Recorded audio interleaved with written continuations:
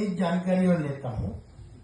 हम में से ऐसे कितने हैं जो नगरीय क्षेत्र के अतिरिक्त ग्रामीण परिवेश से आए हैं? ऐसे कितने हैं? ठीक है।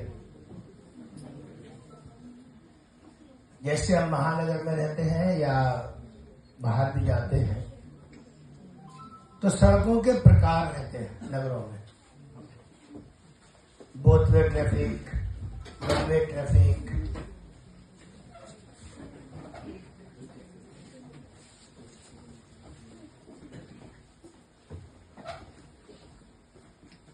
और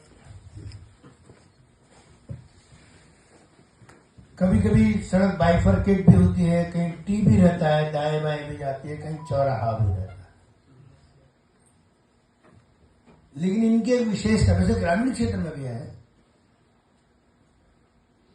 किसी जंगल के एरिया में से जा रहे हैं, कभी कभी बाइफरकेशन होता है।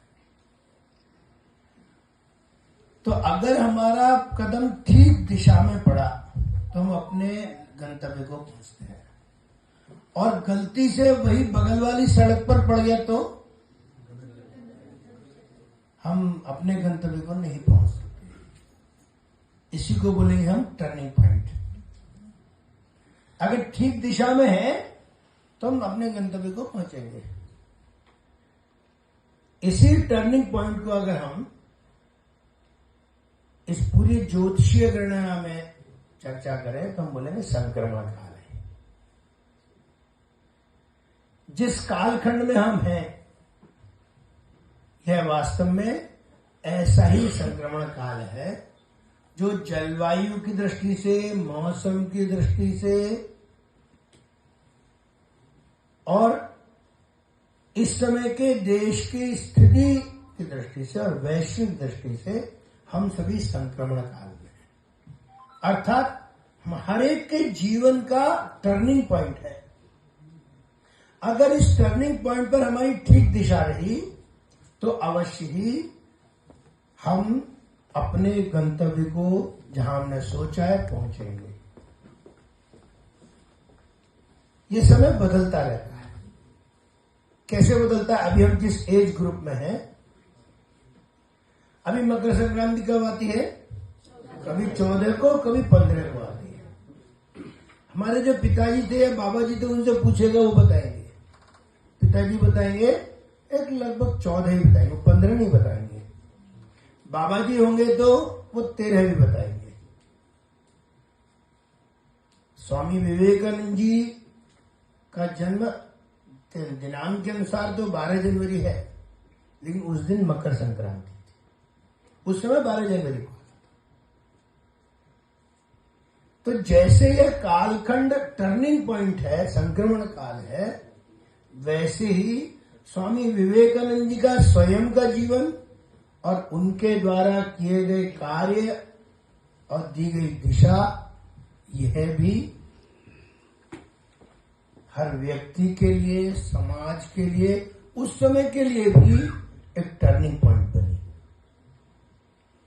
कैसे टर्निंग पॉइंट बनी? थोड़ा ध्यान करिए। आपके सामने तारीख लिखी है 12 जनवरी 1863 से 4 जुलाई 1902 तक ही मात्र उनका जीवन था 39 वर्ष। 39 वर्ष किसी व्यक्ति के जीवन में बहुत ज्यादा वर्ष बहुत नहीं होता, लेकिन कम भी नहीं होता। 39 वर्ष में किए गए कार्यों की स्थिति कैसी है कि आज उनकी मृत्यु को हुए भी 121 वर्ष हो गए। 1902 से 2023-24 122 वर्ष होने पाए।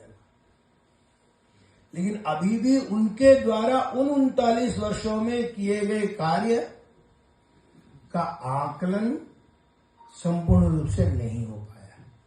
अभी भी पीएचडी चल रही है, खोज चल रही है, पुस्तकें लिखी जा रही है। अगर आकलन करना हो, मैं केवल एक ही आंकड़ा देता हूं, तो शायद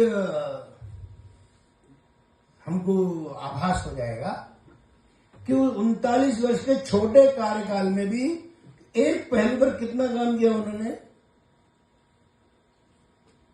मैं भी पिछले दिनों एक पुस्तक पढ़ रहा था। एक नॉवेलिस्ट है शंकर इस नाम से, बंगाल के।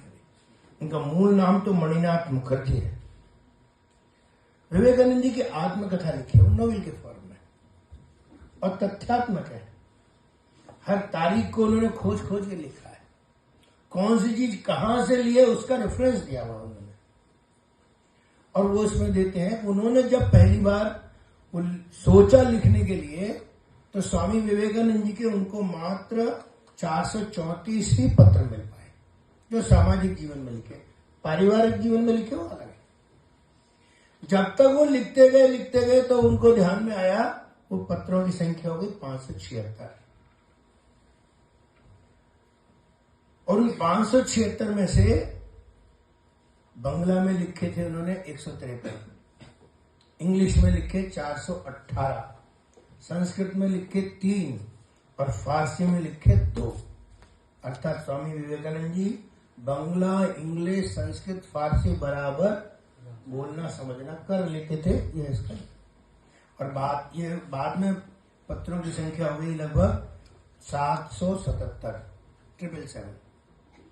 उनका अनुमान है कि लगभग 1000 पत्र हो सकते हैं जो सामाजिक जीवन में लिखे, व्यक्तिगत परिवार में लिखे वाले। कहने का तात्पर्य कि व्यक्ति बाकी सारा काम करते हुए कितना तक सोच रहा है,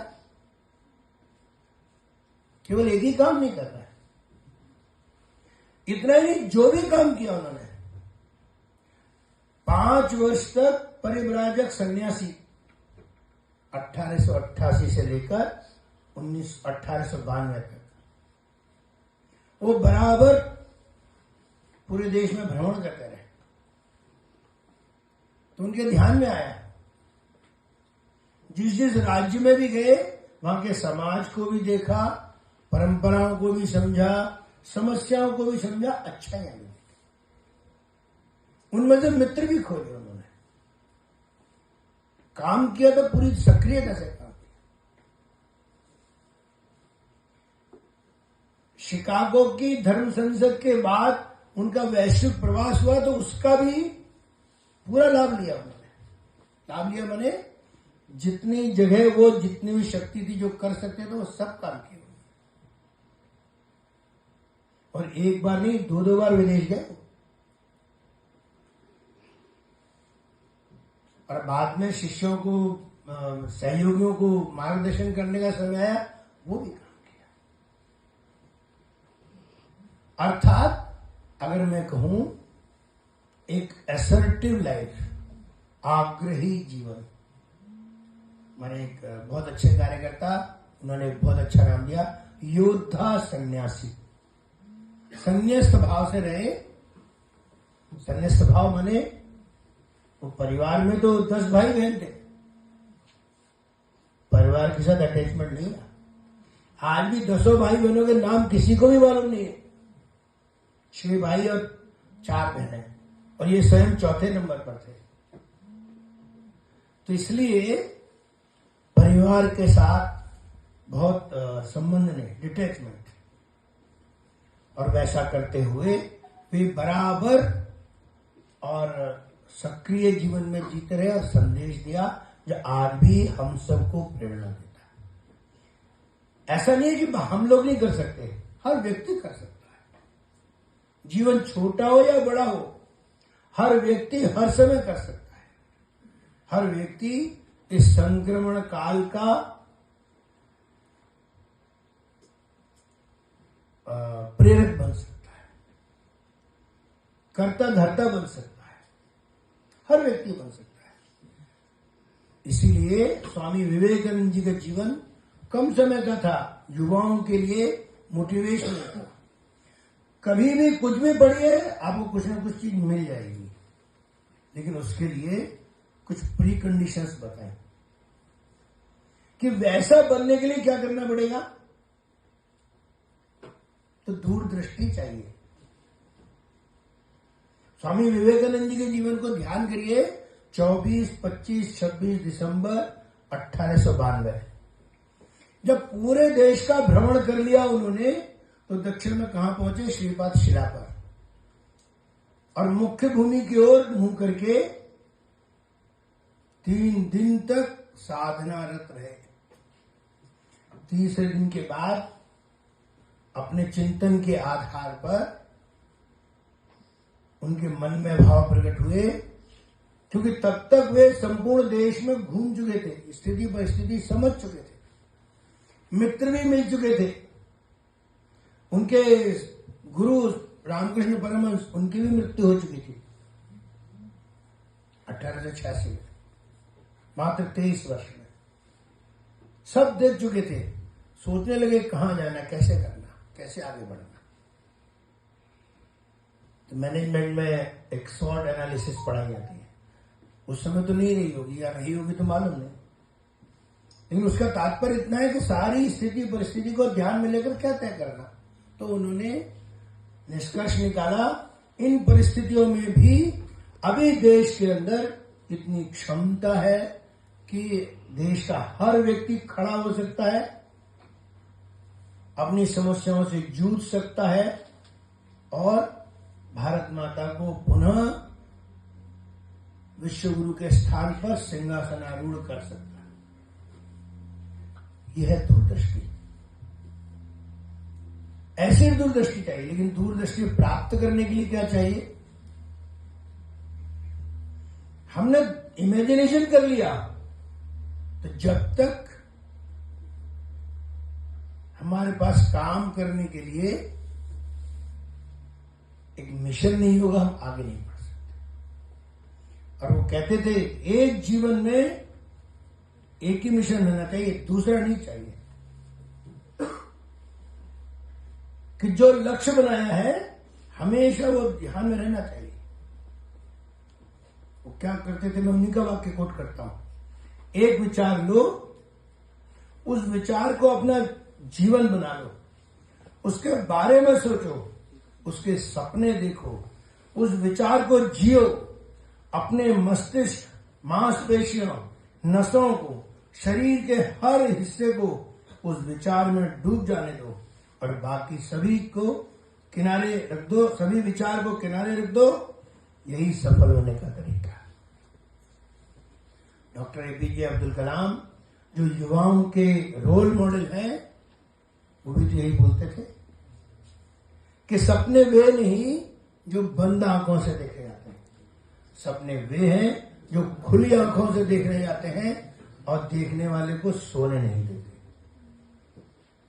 जीवन में अगर लक्ष्य बनाया है हमने, तो उसमें सफल होना के लिए एक ही वन लाइफ वन मिशन। दुनिया में इधर उधर भागना नहीं, एक दिशा निर्धारित करना और दिशा निर्धारित करने के साथ साथ अपने को उस दिशा में बढ़ते जाना। लेकिन और एक पहलू है पॉजिटिविटी। पॉजिटिविटी है तो हम काम कर सकते हैं। अपने राष्ट्र कवि हुए रविन्द्रनाथ टैगोर, वो बोलते थे यदि आप भारत को जानना चाहते हो तो विवेकानंद का अध्ययन करो। उसमें सब कुछ सकारात्मक है, कुछ भी नकारात्मक नहीं। यह है पॉजिटिविटी। जीवन के हर क्षेत्र में पॉजिटिव एटीट्यूड लेकर आगे बढ़ना, यह है। और एक पहलू है कि जो हर व्यक्ति को हर समय रास्ता दिखाता है, समस्या में से समाधान निकालता है। अभी क्योंकि मुझे उस विषय पर नहीं बोलना है तो मैं नहीं बोलूंगा। और एक चीज है मनसा वाचा कर्मणा। हमने जो लक्ष्य बनाया है, हमारे मन वचन कर्म में है क्या? वो जिनके मन वचन कर्म में रहता है, उनके हर एक्शन का प्रतिसाद समाज देता है। काम कितना भी छोटा हो या बड़ा हो, मन वचन कर्म में है, उसका प्रतिसाद मिलता ही है। हम ध्यान करें, विश्व धर्म सभा में जब स्वामी विवेकानंद जी थे, तो जैसे उन्होंने कहा मेरे अमेरिकी वासी भाई और बहनों, तो अकेले उन्होंने नहीं कहा था, उनके पहले भी 6 लोगों ने ऐसे ही बोला था। उनके कहने पर तो ताली नहीं बजी थी, और उसमें 7,000 लोग थे। सबने बहुत देर तक ताली बजाई, उनका अभिवादन किया। क्यों?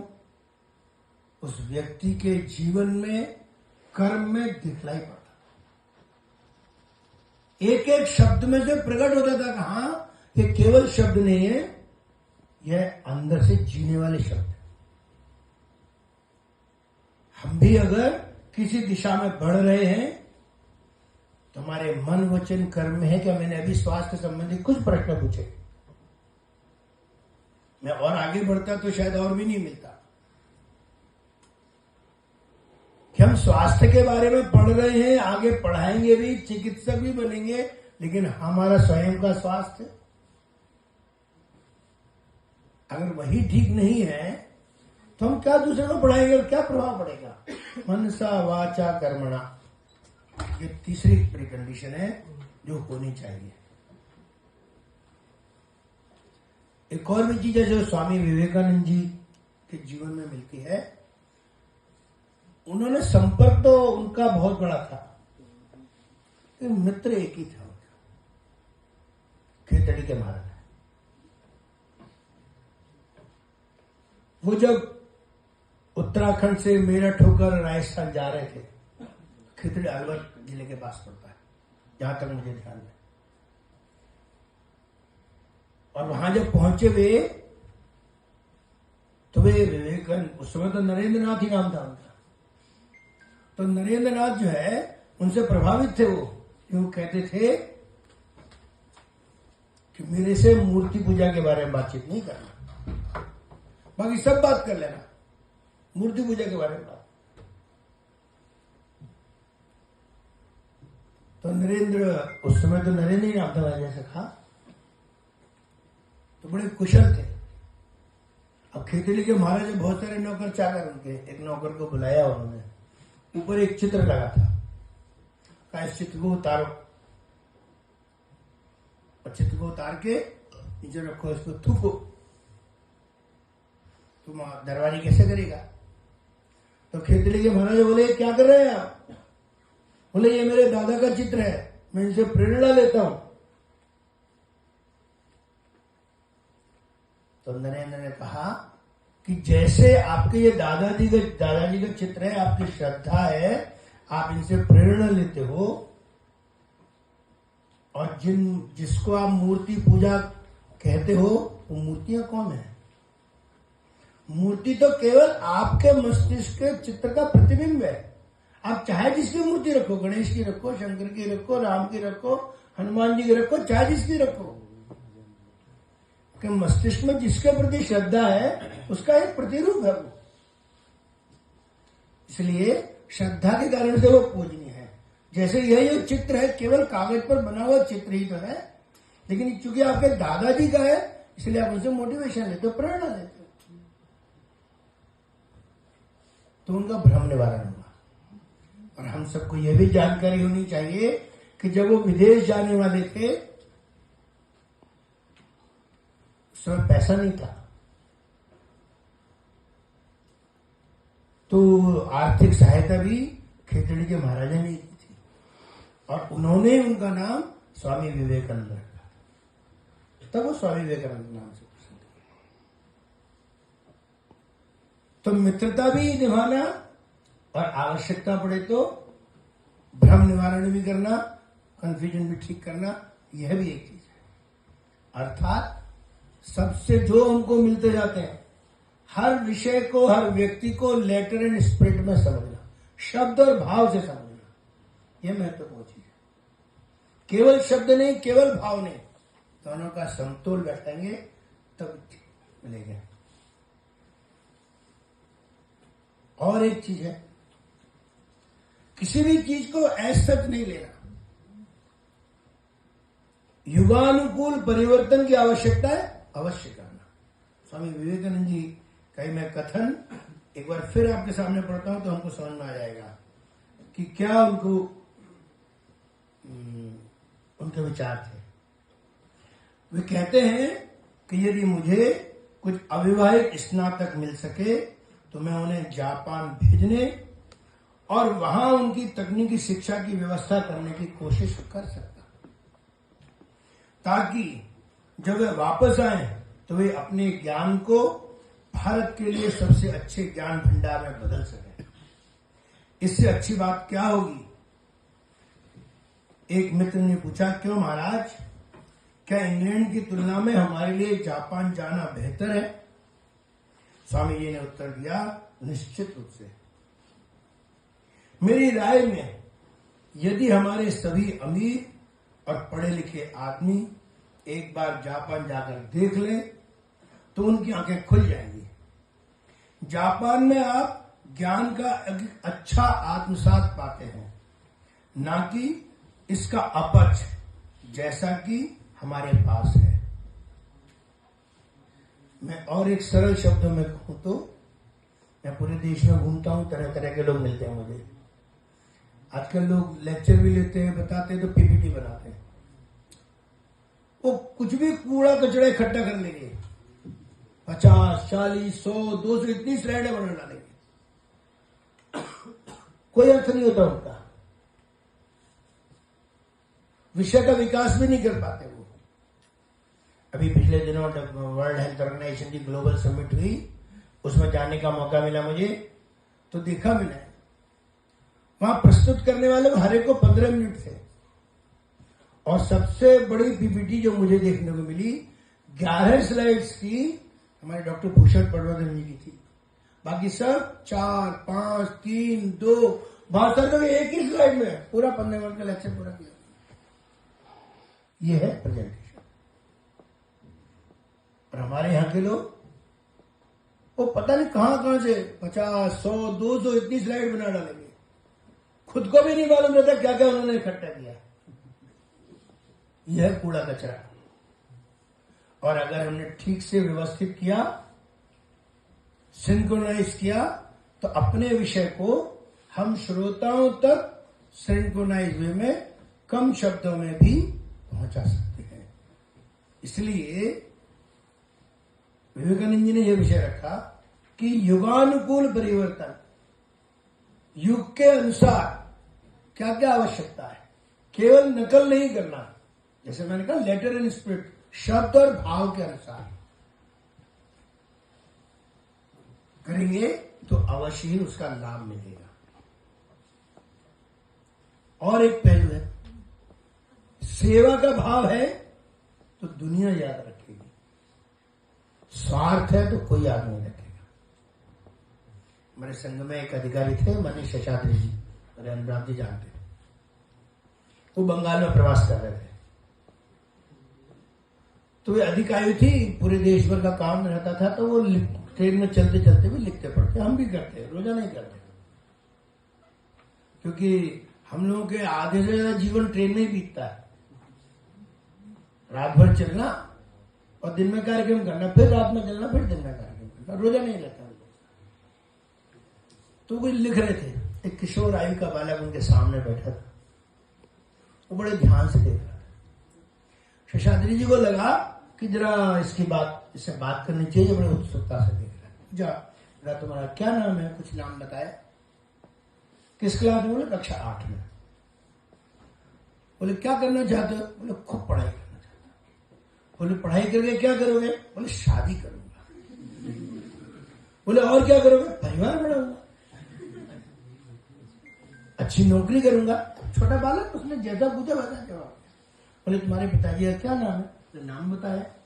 बोले उनके पिताजी का क्या नाम है? उनको मालूम था। बोले यह नाम। बोले उनके पिताजी का क्या नाम है?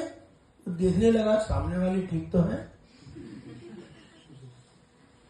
फिर इन्होंने कहा, शेषाद्री जी ने, अच्छा तुम स्वामी विवेकानंद को जानते हो? हो, कौन नहीं जानता स्वामी विवेकानंद को, बंगाल में सब जानते हैं, बहुत चर्चा होती है।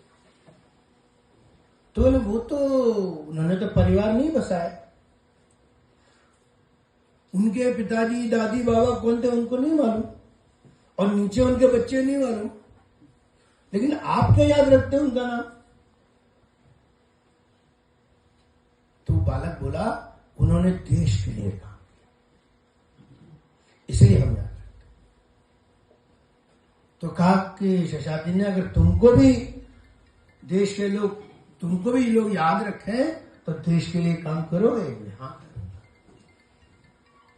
तो देश और समाज के लिए जो काम करता है, समाज और देश उसको याद रखता है।